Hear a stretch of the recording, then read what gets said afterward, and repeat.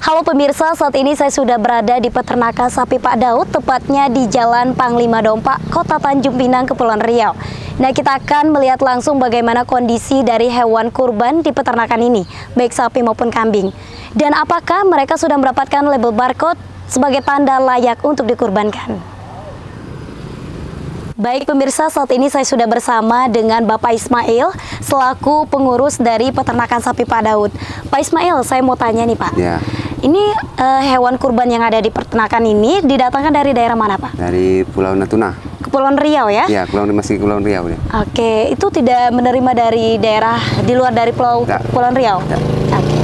Pak, ini mekanisme pengiriman dari Pulau Natuna ke Tanjung Pinang ini itu berapa lama Pak? Memakan waktu berapa lama? 30 jam lah itu. Melalui pelabuhan? Nah, dari pelabuhan kan. Oke, jadi tidak berpengaruh pada kesehatan hewan kurbannya ketika sampai di sini? Tak, aman ya. Masih aman ya, sehat juga ya? Sehat. Oke, ini ada berapa Pak stok sapi maupun kambing yang ada di peternakan ini? Kalau sapi ada 59 ya. Sapi 59, kambingnya? Kambing cuma ada berapa tuh? 7. Cuma ada 7? 7 ekor ya. Untuk kesehatan atau kondisi dari hewan kurbannya gimana Pak? Kalau kesehatan sudah dicek sama petugas karantina apa itu kan. Oke. Tiap hari disemprot dia nih. Nah. Jadi udah mendapatkan label barcode sebagai tanda mereka sudah layak untuk dikurbankan. Sudah dapat. Itu diletakin di mana Pak label barcode-nya? Itu. Ini. Oke. Penjualannya sejauh ini udah berapa banyak yang terjual? Nah, kalau yang di kandang ini sudah habis. Sudah habis? Nah, sudah habis semua. Sapi maupun kambing? Iya. Oh, begitu. Dan stok yang sekarang yang ada itu udah mencukupi belum sampai ke sampai ke Idul Adha? Kalau di sini kan kayaknya masih kurang nih, masih banyak tadi yang nanya tadi. Oke. Jadi menunggu untuk didatangkan lagi dari Natuna? Tidak datang lagi. Nggak datang lagi? Nah, tidak datang itu mepet. karena apa? Waktunya udah mepet sekarang. Padahal melakukan pemesanan sebelumnya? Tidak pernah. Sudah pesan lagi, sudah kemarin tuh. Oh begitu. 1 kali aja pesan. Jadi untuk metode dari pelabuhan ke pelabuhan selama 30 jam sampai ke Tanjung Pinang ini dari Natuna itu tidak ada terkendala kesehatan ya Pak ya? Tidak. Sudah dicek semua kan. Makasih banyak Pak ya waktunya untuk wawancara singkat dari tim Ulasan TV. Solusinya sendiri Bu dari kejadian kemarin itu seperti apa? Kan begini, dengan demikian kan Batam kan masuk wilayah tertular PMK ya, yang yang kondisinya saat ini ya. Oleh karena itu ada langkah-langkah untuk wilayah tertular PMK itu khususnya untuk menghadapi Idul Kurban. Dan juga kalau di Tanjung Pinang sendiri, apakah ada kasus yang sama kayak di Batam? Belum. Seperti di Batam? Belum. Tanjung Pinang dan kabupaten-kota yang lain itu masih belum ada kasus. Sehingga provinsi Kepri sekarang bukan provinsi merah. Karena dibilang merah itu pada saat 50% kabupatennya itu dalam posisi merah. Hari ini kita baru Batam saja yang kemarin suspek 15 ekor itu sudah keluar hasilnya positif. Bicara soal label barcode Bu, untuk hewan kurban di Kepri ini, khususnya Tanjung Pinang, dinas terkait itu apakah sudah melakukan kunjungan Bu untuk memberikan label barcode kepada hewan kurban? Kalau Tanjung Pinang sudah ya, namanya sudah memberikan barcode. Inovasi dari Tanjung Pinang itu memberikan barcode. Ya kita berharap nanti inovasi itu juga akan di Batam. Batam juga memberikan tanda. Yang jelas nanti sapi kurban itu Mbak, walaupun dia tertular PMK, selama dia tidak menimbulkan cacat, gejala berat, sebagaimana di dalam fatwa MUI, itu masih boleh untuk dikurbankan. Tapi tentu dengan penanganan khusus, supaya nanti tidak menyebar begitu. Nah ini yang lagi dibuat SOP-nya oleh teman-teman di Batam. Iya.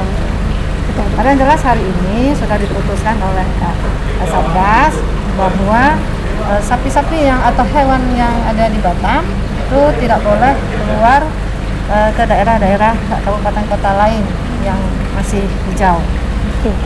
Bu, soal kambing yang datang kemarin dari Lampung Tengah, Betul. kan ada seratusan yang mati. Itu apakah ada indikasi PMK atau gimana? Tidak, belum ada indikasi ke sana. Itu kemarin karena 5 hari di perjalanan mereka kelelahan, kemudian juga Karena memang selama ini hewan kita itu kan tidak pernah lewat laut dalam waktu yang lama. Nah ini kan dianggap dicobalah melihat bagaimana ininya, dan juga cukup padat juga ya di kapal itu. Jadi ada kekurangan juga dari segi asupan makanan, karena kemarin kiraan kami 4 hari, di 5 hari bukannya baru tiba. Kelas 1 kan kemarin 4 hari ya. Jadi rumput-rumputnya juga kering gitu kan. Jadi ada berapa yang mungkin karena faktor kelelahan itu mengalami kematian.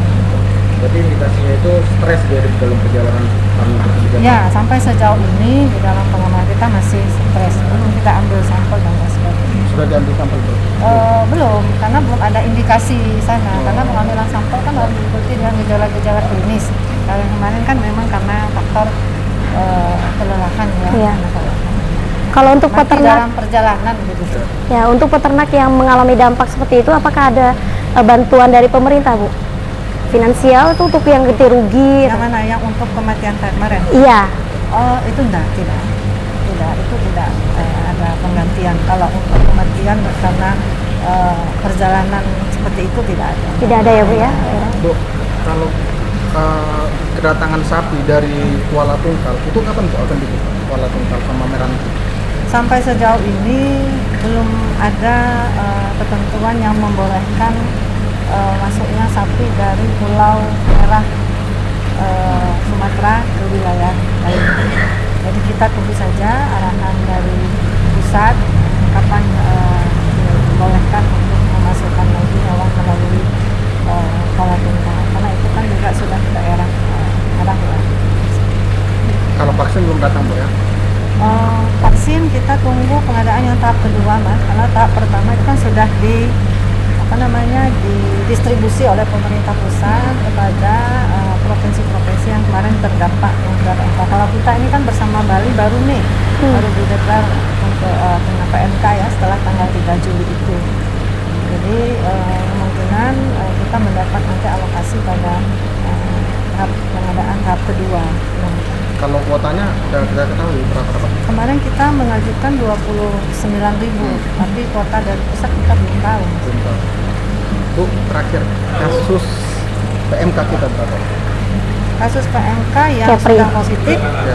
ya berdasarkan sampel itu 15 Mas, Itu di mana? di Batam. Di Batam aja. Ya, untuk Tanjung Pinang Yang bersih? sudah, bersih. Ya, Bintan? Yang sudah positif ya Mas ya, yang dinyatakan dengan tes RT-PCR itu ada 15. Untuk Bintan, Bu? Bintan masih bersih. Bersih juga ya? Yang terindikasi PMK itu kita lakukan langkah apa? Yang terindikasi Yang 15 itu? ada yang 15, Ya. yaitu dilakukan pengobatan, penanganan, diamati ininya apa namanya, kemudian yang paling penting dipisahkan dari ternak-ternak yang lain begitu. Itu informasi yang saya dapat di Kemang Lapangan sudah agak membaik kondisinya, karena mereka memberikan asupan enzim atau enzim, vitamin, dan juga diberikan jamu-jamu lokal gitu. Jadi sudah mulai membaik. Ya kita harapkan bisa sembuh. Iya. Dan itulah pemirsa informasi mengenai hewan kurban di peternakan sapi Pak Daud. Dari Tanjung Pinang, Kepulauan Riau, Yulia Dutari, UTV mengabarkan.